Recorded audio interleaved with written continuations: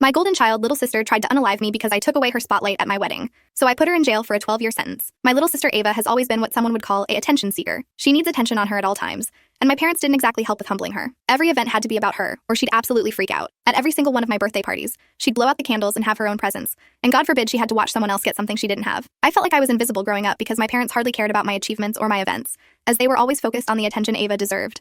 Ava was extremely premature and even died 5 times as a preemie, so my parents treat her like a little angel because they almost lost her. So whenever Ava acted up, they turned a blind eye. Ava even had a nasty habit of trying to take the attention of anyone who tried to even look in my direction. Every single boy I've dated suddenly ghosted me and started showing up at our house asking for Ava. I was sick of it. So when I was 18, I distanced myself and went to a college out of state. I found the love of my life, Kyle, there. Now 6 years later, we're getting married. His family became mine and I finally felt accepted somewhere. So when it was time to compile the guest list, I decided that it was time to see my family again, so that they'd see what they were missing out on. Kyle even insisted I invite Ava because he wanted to be the one to finally put her in his place. It was the perfect day. I walked down the aisle, saw Ava huffing in the 3rd row with my parents trying to calm her down, and met Kyle at the end. We both were in tears by the end of the ceremony, and when it was time for reception, I thought everything went exactly to plan. That's when Ava struck. She came up to me, and in the most sincere tone ever, she congratulated me. My jaw literally dropped. That's when she offered me a glass of whiskey and made a toast to her beautiful sister and her handsome groom. I was a little sussed out because she had never been this nice to me before, and that's when I went to drink the glass. It smelled a little weird, but I always get a little sick from alcohol, so I drank up. I started to feel a little woozy and felt my throat closing up. It should be known that I have a severe allergy to lemons. I looked at Ava and she held up a lemon in her hand. I started panicking and holding onto my throat, and Ava just walked away to Kyle.